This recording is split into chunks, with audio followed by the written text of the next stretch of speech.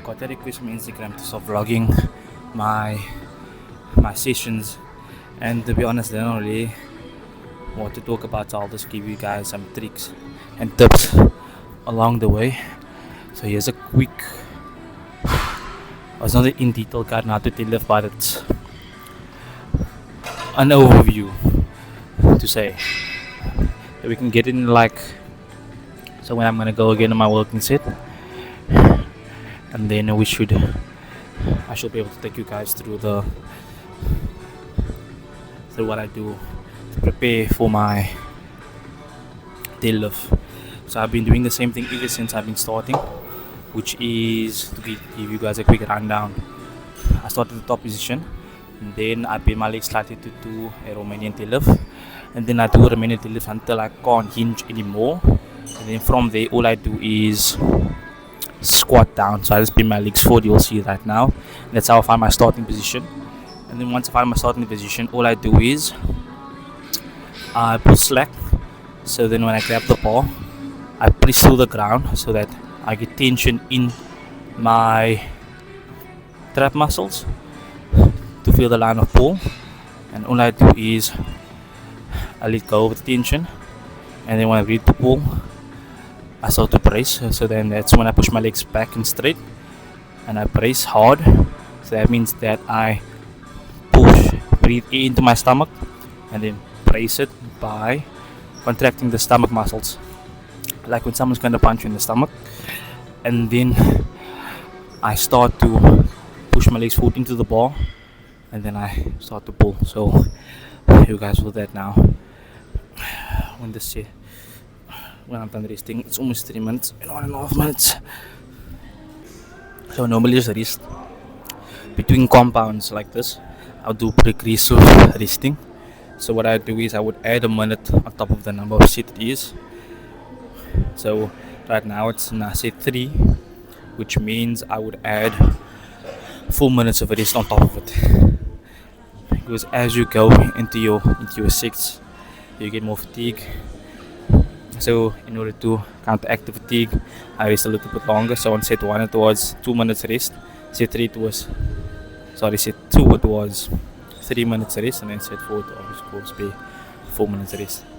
Okay, so I'm here at the bar.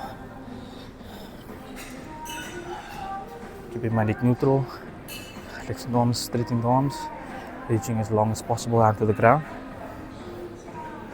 Bend at the knees a little, and start my RDL. So hinge. This is the point where there's too much tension in my hamstrings, I can't hinge anymore. Make sure my neck is in a neutral position. And then we start to squat. So all I do is bend my legs forward and out. Bend until it reaches around my knuckle region. And then I walk into the bar. Now I start to readjust. I take the bar, a comfortable grip. If there's a little arm bend, as you can see here, what I would do is I would push to the ground a little to make sure it's straight, while simultaneously pushing myself into the bar. There's any movement away from the bar. Now we know this is the position we should pull from, and then flush on the bar. Same here. You need to pull. Here we go. Bismillah. Brace.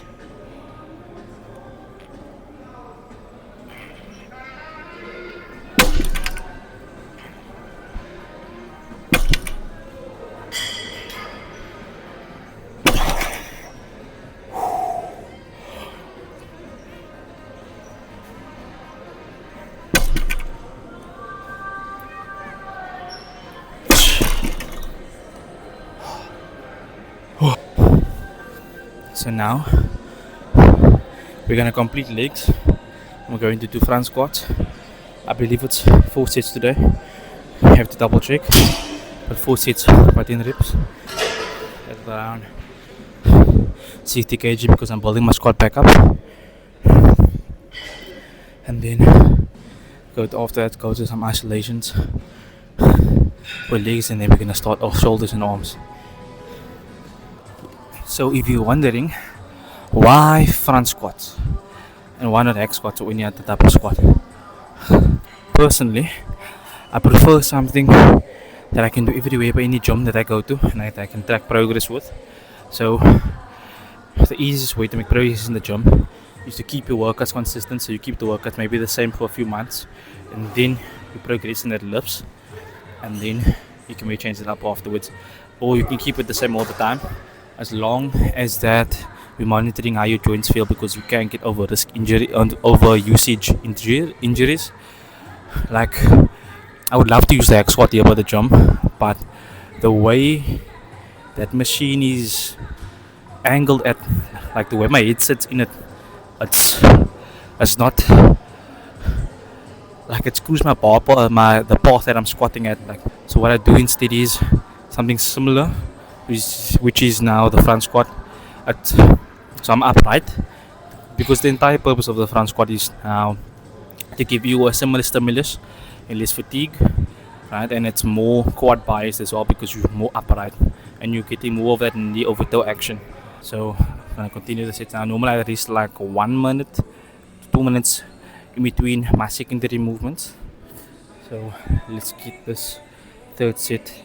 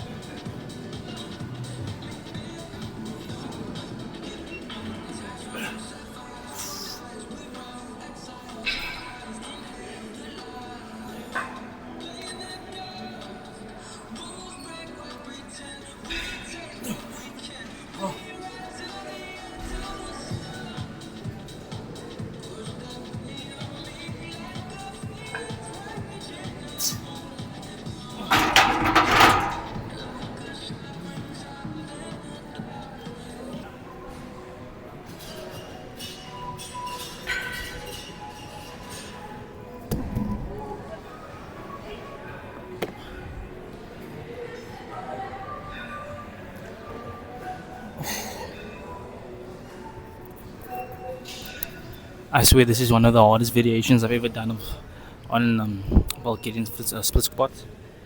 The front elevated version.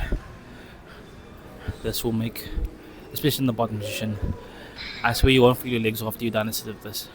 So we're going for a set of, actually this is a AMRAP set, so it's as much as you can. So we're gonna see how far I can get. If I can pass 12 reps, I'll be very happy. So let's see what this takes us. Bismillah.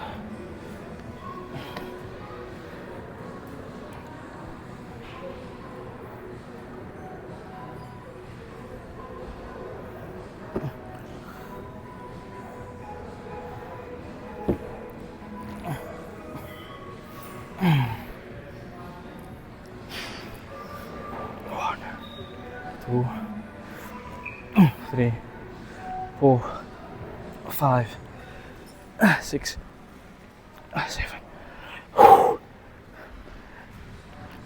8, 9, 10, 11, 12, 13. Oh.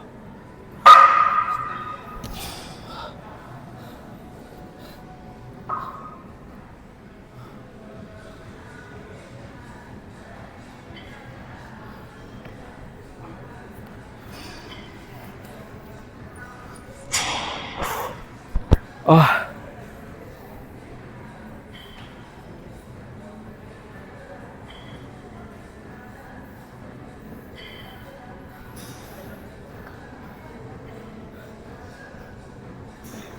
Bismillah. 1, 2, 3, 4, 5. Oh. 7, 8, 9,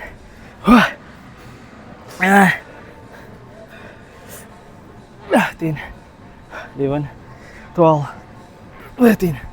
Oh. Oh. Oh.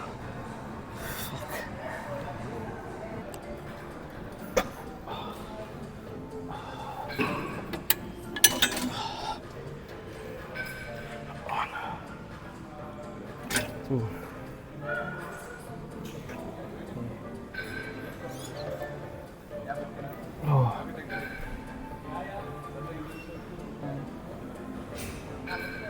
6, 7, 8,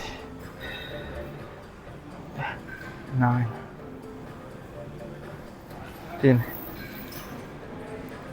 11, 12, 13,